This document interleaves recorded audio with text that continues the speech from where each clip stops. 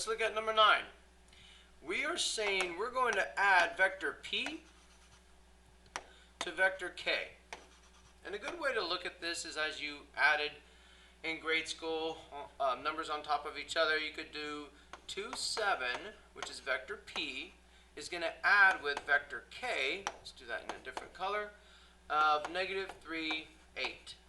And since you're going to add, it's going to be like this, whoops, like this positive 2 is going to add with that -3. So watch, it'll be 2 plus -3 is going to give you a -1. And then we'll do 7 plus positive 8, you get a 15. So the vector that you should get for this one is going to be a -1, 15. Okay? So now let's do B. Okay? So B is saying 2 times P. So 2 times P plus 3 times K. Okay? So let me color coordinate that. So 2 times P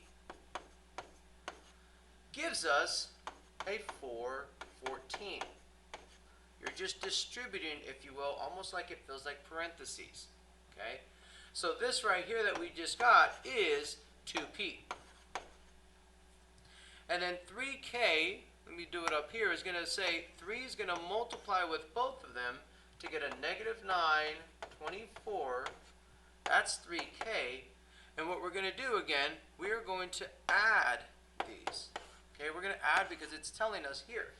So we'll look at it as a positive, let me do this with gray, positive 4 plus a -9, you should get a -5. And then we'll do 14 plus a positive 24 to get 38. So -5, 38 should be your result, if you will, your resultant from adding those vectors together. Okay.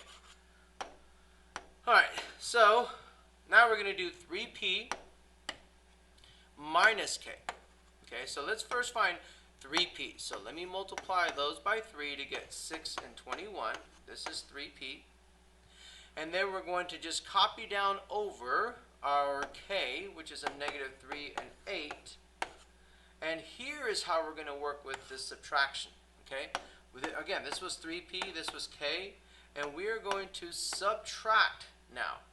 So watch the shading. 6 minus a -3 is going to be the same as adding that 3 to get 9. Then we have 21 minus a positive 8, you're going to get 13. So your answer over there should be 9, 13 as your resultant. Just make sure that when you're subtracting, okay, when you're subtracting a negative, that you're in fact adding those two to get 9.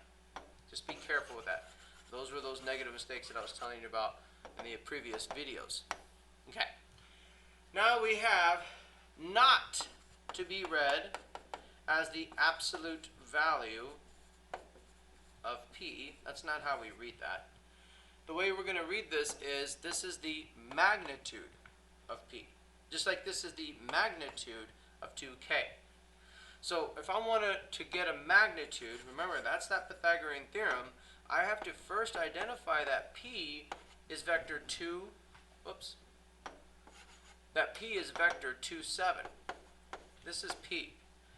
Okay, and if I want to find the magnitude of this vector, I'm going to have to do the square root of that x squared plus that y squared and see what we get. Okay, so in this case it'd be 4 plus 49. So you're going to have the square root of 53, which is going to be approximately, we'll say square root of 53, or approximately, let's see what we get if we put this into our calculator.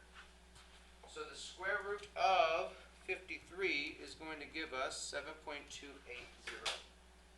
So 7.280 is that square root of 53. 7.280. And then now let's do the magnitude of this last one, which is 2K. Okay, so we know that K from before is -3.8.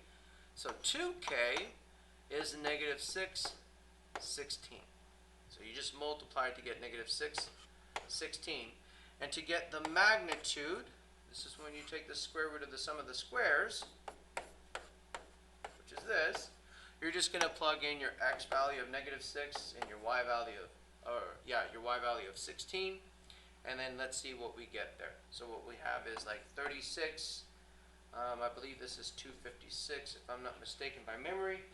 Let's see what 16 squared is. So 16 squared is 256, and we're going to add 36.